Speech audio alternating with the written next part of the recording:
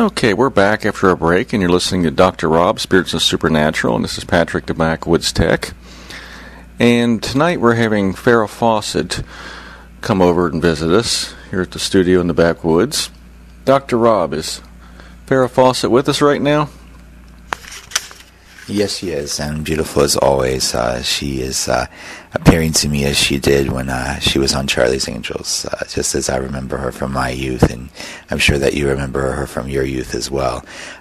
She's very soft-spoken, very quiet, very calm, standing over your shoulder at the moment, and so it's a rather unique opportunity to have her on with us this evening. We both have been talking about doing a show with her for the last week or so, and I think that you just reminded me prior to the show, actually for this evening, that the death of her, or anniversary of her death, is on June 25th, which is just a few days away, and it just seems like over the last week we've been focusing on the stars, and they kind of have been popping up to both of us who to talk about, and it just happened to find all the recent stars that we've had on have their anniversary of their death have been a few days away. So this is kind of beyond coincidence at this point. Well, I would definitely say so. I know with George Carlin and some of the other ones was right around their anniversary, and we didn't realize that till after we were already, definitely planned on having them on the show. And as I was doing a little research, would find that the other irony is a lot of them have happened to all be Roman Catholic over the past few weeks, and then several of them, like even I know Farah's Crossing and George Carlin's, were right in the same city, basically. So, yeah, it's a little eerie. Yeah, I remember feeling her spirit at the St. Sinai's Hospital there in Santa Monica. I had been visiting some friends up there, and so many of the stars, including Michael Jackson, actually had passed up at that particular hospital. It's not that far from Beverly Hills, and a lot of them want to go to the best in the world, and that place is definitely the best. It's actually 2 blocks wide and 3 blocks long, so it's a huge facility there in Santa Monica, and so I do look forward to hearing from her. I was really touching in with her, and she's really recovered a lot since her crossing. I know that when I first touched in with her, there was a lot of pain at the end of her life, and for many years, and so she was very happy to actually cross over to the other side. She actually has Tom Bosley with her from Happy Days, but also having that connection to him during her days on Charlie's Angels. Wow, okay. Well, I'm glad to hear she's adjusting. Now, that was one of the first questions, and actually I have a general line of questions I prepared, which usually it's interesting to compare the answers between the different stars, and of course we'll have a few specifics for Farah as well. But it's basically, so it sounds like she is adjusting, so she would say she's at peace right now and very happy? Yes, very much so. She has that connection to this world with all of her fans and with all of the people that she was connected to. She really has a strong connection to this earth. Never really wanted to leave it, and so even though she's on the other side, she spends a lot of time here on the earth, just wandering around, having fun. Well, that's wonderful. Now, we know she, battled cancer for many years. Was that the final cause of her death, or was there, anything else related to it as well? Really, it was just the cancer. She said that was kind of taking over at the last few months of her life. She really wasn't aware of her surroundings. She said she pretty much had lost her grip with reality, and for the last year especially. And it was very difficult for her to even function on a daily basis. And so she fought. She said she fought really hard, and she did everything possible, but it was just her time to go. And when it was time, she was very relieved to be on the other side.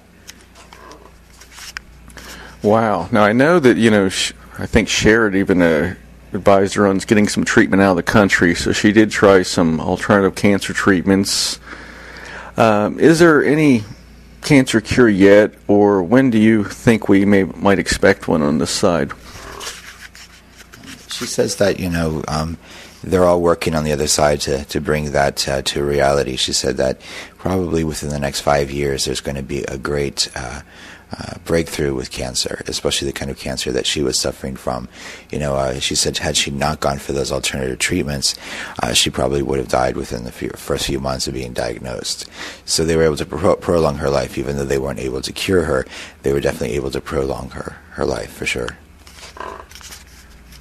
Now, I've seen remedies such as like SEAC-T, which is a 4-herb treatment that almost made it at one point as a national cure for cancer in Canada. Will that help prolong anyone's life, or is there any validity to that?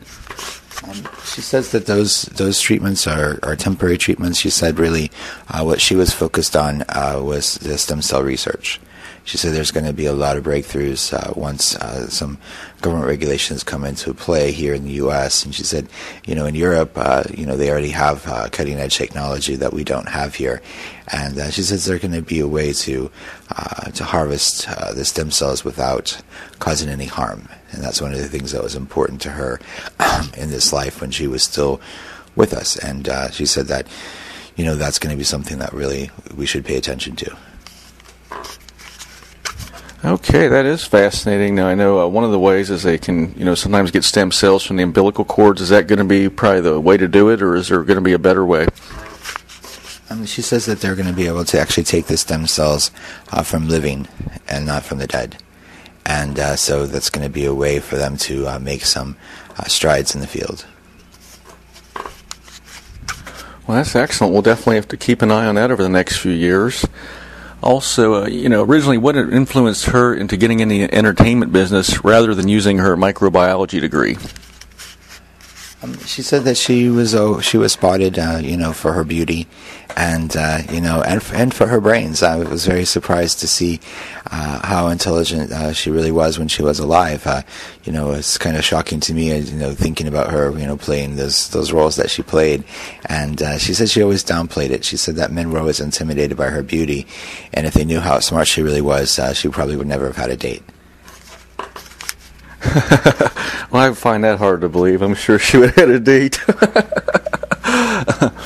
Now, had she always wanted to be a star? She said it just happened that way for her. She really hadn't really thought about it, through the years. Of course, she said that, the time she was 14, she kind of had the same look and the same body, and so, it was just natural for her to go into modeling, and then acting just kind of happened after that. So it wasn't really her plan, but she just kind of followed her heart. Well, I know there can be a lot of hardships that go with being a star, but what would she say was her, favorite part of being a star as well? She said she was able to help influence people. And that was really something that she always wanted to do, is to make a change with society and a mark on society. And for her personally, that was the most rewarding part. She said, she had a lot of friends in the business that weren't as happy as she was. She said she had a lot of relationship issues, and that was really her heartache in her life, was her relationships. Yeah, and she can pretty much join the club on that. I think that seems to be the biggest thing, especially among famous people, that it probably is a real hardship. Now, who were some of the favorite people that she enjoyed working with? She said that the cast of of Charlie's Angels was really, those were her sisters, those were her best friends for life. And she said that experience was something that she will never forget, as far as, when she crossed over, everybody was there to support her. And, for her personally, that was something that was rewarding. She said that with love, that was her biggest disappointment. She never felt like anyone actually loved her for her, only for what she could give to them, especially when it comes to the husbands of the past. Okay, yeah, that's the other thing. I was wondering was naturally who was there to maybe greet her when she crossed over. She said that really her family was there for her. That was really the big thing that she can recall. She said, of course, all of her friends from the business were there as well, but it was mainly her family. That was the one thing. Her grandmother, was there with her and holding her hand, and so for her, that was the best part. So are those the main people she still closely associates with on the other side, or are there some others, or maybe famous people also we'd recognize? She says that, with her personally, with all the people that she worked with over the years, those are just people that she worked with. They're not people that really matter to her, and on the other side, they're still connected. Everyone's still connected, but it's not like she, spends all her time worrying about the rich and famous. She's just, Farah, and that's really what she always wanted. Yeah, I guess you can't take it with you, can you? Also, she did, say how she enjoyed, living and being here. What is the things maybe she misses the most about being amongst the living right now? Making people laugh. She said that was her greatest joy, was to see people smile and laugh. And she always tried to be generous with her, not only with her finances, but with herself, trying to be herself. She still remembers herself being that country girl from her 20s, and that's kind of, what she always tried to maintain. Even though she said that, she obtained great fame, she always wanted to be that housewife, that girl that took care of her family. Wow, I think they're always going to remember her as the country girl next door. Now, what kind of activities does she do for fun on the other side, or how does she occupy her time now? She said it was always a joy for her to walk on the beach. And now she spends a lot of time walking on the beach here on the earth. She can go to any beach she wants now, and so kind of for her, that's her thing. If we want to know where she's at, we can always find her on Malibu, and hanging out at the beach. And I thought that was kind of funny because when we get to the other side, we can kind of do whatever we want, wherever, and be wherever we want. And for her, Malibu, watching the whales is definitely her time. And she says now she can do it at will, and it just makes her extremely happy. Does she still wear that red bikini from the poster? Pat, you better be careful. I told you not to upset our guests. They might actually go back to the other side. And no, it's a joke between Pat and I, and Farah's laughing about it because she's most famous for that red bikini. And I think you told me they sold 8 million posters. I was reading on another one, so it looks like it was between 8 million and 12 million copies of that 70s poster that I think pretty much everyone remembers. Used to see it everywhere. Yeah, and she said that even though you've made that special request for her to show up in the bikini for this interview, I don't see her in that bikini at the moment. I'm sorry, Pat. It's just I think that it's just a time in her life that she was proud of, but at the same time, it's not what she wants to be remembered for. Okay. Well, does she feel like she did complete everything that she wanted to do here? She said that one of the reasons why she died from cancer is because it was a way to bring a spotlight to something that was so tragic for so many millions of people, and that even though it was difficult for her to have that as a passing, it actually, she said she made a lot of impact with her passing, and that made her very happy. Now that she looks from the other side, she can see all the changes that are coming because, she's one of the famous people who actually, went out there and tried to, extend her life with the research, and she said that was, something that was necessary to bring about change, and that was very rewarding for her. Okay, so then would she say that she didn't really have any regrets, or would there have been anything that she would have done differently? I think the one thing that she says she would have done differently is that she wouldn't have been so passive with her life. She said she always was trying to make everybody else happy first, and she didn't really find a lot of happiness until the end of her life. For her personally, her love life, going back to that, she keeps going back to that for some reason. It seems to be important for people to know about her, that she always did her best with that, but they never really did anything for her in return. She said everybody took advantage of her, and even from her first marriage to Lee Majors. She says that Lee was not a good man, and it's really something that she wanted people to know. And with Ryan O'Neal, she just keeps shaking her head. She just can't believe that she spent so much time, energy, and effort with people who just wanted to use her for her fame. Wow. Now, also, she's mentioned this lifetime. Does she recall any other famous lives or lives of interest she's had in the past? She said she was just a plain Jane.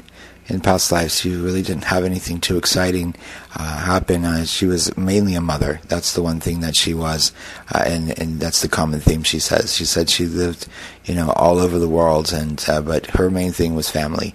And being a mom and being home for the kids was really what she wanted in this life in some ways. But it was something that was a repeat for her in many lifetimes. She said that, she was just like everybody else living next door. And, for her to have that fame or that chance of fame in this life was kind of very exciting for her.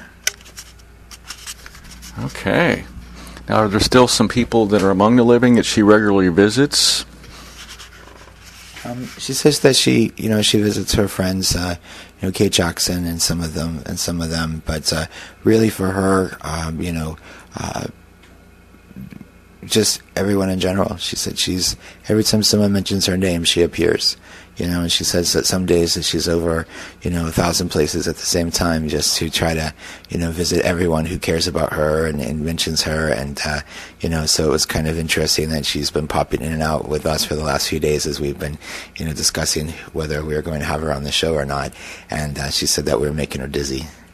So, not really in a physical way, but, just figuratively speaking, she said that, she always tries to be there for the fans and to be there for the people that care about her. And she knows that we care about her, and we have, legitimately, asked her to come for, to give her a voice, where now that she's on the other side, it's difficult for her to have that voice. And so she does appreciate being here. And this is something that she says that, you have been asking. She's been around. You've been asking other guests about what they think about our studios here at the Back Lodge, and she had to make mention of that. She said that for her, this was, this is definitely an interesting experience. She never quite had seen anything like this, and it's amazing to her. And she said that one of the things that we didn't know about her was that she was very much into alternative energies, and she was very much into, living simply. And she said that we've kind of have, fulfilled some of her dreams with this experiment of yours. And she says she's very, very happy and proud to be here. And I was kind of surprised, I think about Farah and some of the luxuries that she was able to afford, and for her to come out here, and to be amongst us is definitely a privilege and an honor. Yes, it definitely is, and I really want to thank her for, taking the time to be here. Now, I know she had, gave reference to, some of her relationship turmoil and problems over the years. Now, was that probably the main reason why, I guess, Ryan O'Neal was excluded from her will? She calls him a thief. She said that, he had taken a lot from her over the years and had, distributed amongst his kids, and really left her kind of broke at the end of her life, and in that sense, had really taken advantage of her emotionally, mentally. She said there was a lot of abuse in that relationship, a lot of physical abuse in that relationship, and that's kind of one of the reasons why she kind of took him out of her existence. Even though she still had love for him, it was more out of the time they had spent together, other than true real love. She said that Ryan was always an opportunist and always looking out for himself and looking out how he's going to take the next buck, and she just calls him a thief. Okay, well, at least she didn't answer the next question before I asked it, like some of the guests do. So can she maybe shed some light on some of this controversy over the missing $20 million Andy Warhol photo of her when she was on Charlie's Angels? She says that really, with Ryan, it was really just an obsession. And, she said that, that particular picture was not really something that, was meant to be with him. But at the same time, he kind of just kept it out of the fact that he wasn't so much obsessed with her. He said that, there's a lot of times that he was actually stalking her when they weren't together, and, sending investigators and people out there to look and see who she was with and what was happening, in that direction. And she said that was kind of disturbing for her to not have that freedom to do what she wanted to do. And at the end of her life, she definitely knows that Ryan's time here on Earth is coming to a close. And she said that with all the problems that he has health-wise with his liver, that's something that he's definitely going to be suffering from. And she says that it's not appropriate to say when he's going to pass, but he's definitely coming. Okay. Now I know he's had kind of a strange relationship with his daughter Tatum over the years. Do you think that's some of the motivation why I think they've been trying to reconnect, or how's that going to go? Is that going to work out all right before his passing? And she said that the reason why Tatum and him have a problem is because he never really paid attention to her. He pretty much just cared about himself and cared about taking care of his own life. And with his kids, he really just ignored them, and that's one of the reasons why Redmond's in prison. She said, having all his problems with all the drugs and everything that he's gone through is, he just wanted to get acceptance from his family, from Ryan. And she said she loved those kids like her very own. She said that was very sad for her to see them go in all those different directions. She said one of the things is that Ryan didn't really want her to be close to him either, because he didn't want them to choose her over him. And she said that was a shame, that she could have been there for them even more than she was. Also, I take it that she must be reading right off my question screen, because the question I had written down is what she actually answered, and you haven't seen any of these, of course. And the question I asked was a little different, but yeah, she just basically answered it right off the screen the way it was written, so that's pretty wild. Now, also, for those of us that are still here, is there any, real message or advice you would have for us, those of us that are still here? She says that really the big advice is to take care of your health. She was always one of those people that always overindulged in life, and one of the things that she regrets is some of her actions. And she says that, taking care of your health is the most important thing, and really taking care of that so that you can take care of your family. And, she knows that you have a daughter, and, that you're very close to her. She's talking to me about her on the screen there. She said that she kind of looks like her when she was a little girl. In fact, there's a picture of her at her family's with almost the exact same outfit on, of course, in black and white. And so it was kind of fun for her to make that observation. I can see that photograph that she's talking about. So it's rather cool. She says that with the people that are living, take care of each other. Take care of others that can't take care of themselves. That's always what she tried to do when she was alive, and that was kind of one of the reasons why she, as she stated earlier to me about her crossing, one of the reasons why she was able to, make an impact on society.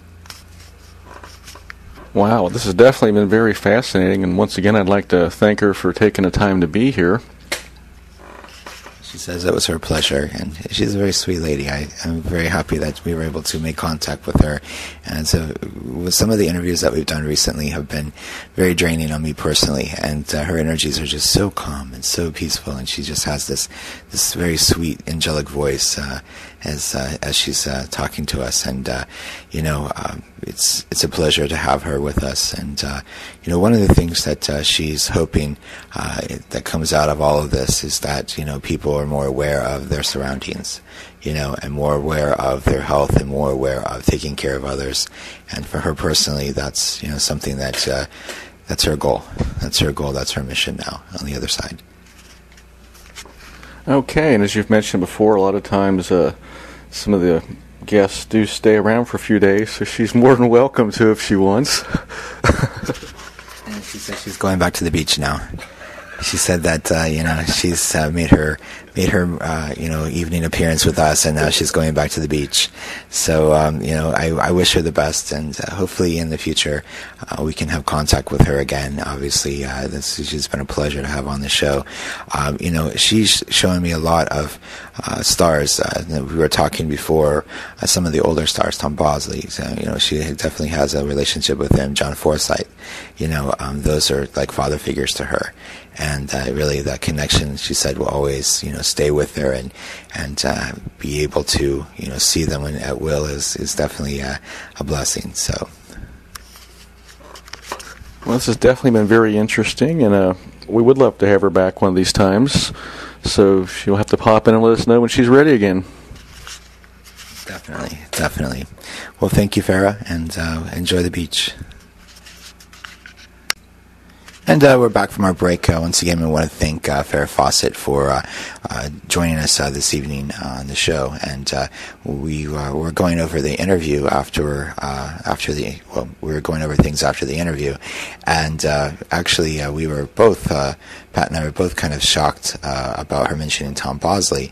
And so we had to go back and do a little research in between the break and coming back on air. Tell us what you found. Well, yeah, I know both of us were thrown off because there was a Bosley character in Charlie's Angels, and we were, wondering if that was coming through right or whatever when she mentioned Tom Bosley, which he did die, in October of 2010, so that was following, her crossing. But also, as we did some digging, we did find, some connections between those two over the years as far as Charlie's Angels and Happy Days were also, on ABC networks, so they were, most likely at nearby studios filming, as well as the fact, I think Henry Winkler, you had mentioned, was good friends with Lee Major at the time. But then as we did, some further digging, and I found, an article or two where Tom Bosley had mentioned reference of Farah Fawcet. And then they also were in a movie together, it looks like, called The Girl Who Came Gift Wrapped in 1974. So we did find some definite connections that are association, but I was definitely thrown off by that at first, and I figure a lot of people would have gotten confused if you watched the show knowing there was a Bosley character on there, but it wasn't, Tom Bosley, of course. And see, Pat, I told you, this goes to show us humans and our limited knowledge of connections and how things work. And, I appreciate the fact that we were able to find that connection, after the interview to kind of give validity to our work here on Dr. Rob's Spirits and the Supernatural. I never really question the message. I always give the message, and we kind of have to figure it out for ourselves afterwards. And that's kind of how readings work as well. When I give a reading to somebody, I never really think about what's being said because it's really not my words. I just kind of repeat everything I hear, and so it's nice that we could actually find that connection between the two of them.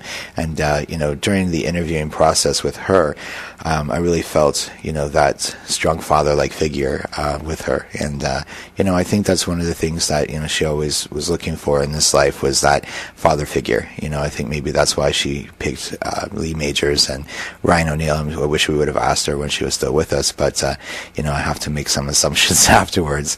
But there's always that connection to wanting to be loved and wanting to be appreciated, and I think that's one of the things that she kind of gave us most of. Yeah, it definitely came through pretty hard. Also, as we were going back and just going over the interview, that still was pretty surprising. I mean, actually, this whole process has been amazing as far as being firsthand on seeing how you speak with the stars that have crossed over. Because, I've heard similar things on other shows, and you kind of think, well, yeah, somebody could have made up these questions or this or that, and then, it's even, I know when Bill helps with the questions, the fact that usually you're not even involved with it, and that a lot of times, sometimes the questions aren't done until just a few minutes before, the show, and just the accuracy that comes through, especially when I had the one question on there about, what was the main reasons for Ryan and Tatum O'Neal's strained relationship over the years. I had it written down that way, but then I had changed it when I asked for it, when I was asking it to you, just because I felt like she was already answered closely to it with her relationship with Ryan O'Neal, and then the answer she gave was basically the exact answer to the question as it was written down on this, teleprompter that isn't even in your view. Yeah, we really strive here to keep everything on the up and up as much as possible, and my reputation's on the line always when we do these interviews, and so I try to just focus on whatever they're telling me and not worry about the answers, and I think that really gives me a lot of confidence in the messages that I give to people, outside of the stars. I talk to the dead every day on behalf of my clients, and so, it's kind of a unique opportunity to actually hear from people that we can actually look up on Google and kind of try to fit the pieces of the puzzle together, as you like to call it. And, with days of, ABC was, back in the day was the number one network, and all the good shows were on there. I remember Fantasy Island and, The Love Boat and some of the other shows that, I would go home and Friday nights and stay up, flip from Dukes of Hazzards over to some of the other shows. And, we were talking about the Dukes of Hazzards yesterday and some of the experiences, from our youth. And, I try to talk to my nieces and nephews about the Dukes of Hazzards, and they look at me like I'm crazy. And they're like, what? What's that show? And some of the other shows, that were really good sitcoms back in the day. And so I do appreciate, some of these stars sharing their time with us, as we progress through the months. I'll try to have at least one or two star interviews a week for a while, and then we'll let them go for a time. But it just seems like it's such an enjoyable experience on my part, at least, to be able to use my gift to give them a voice. Sometimes, we forget that they're real people. They have real personalities. They're not just the characters they play on TV. And I think that's an important part of, the process, is to realize that, the lessons they learned, are on a bigger scale than some of the lessons that we've learned. And, that's why I appreciate having this show.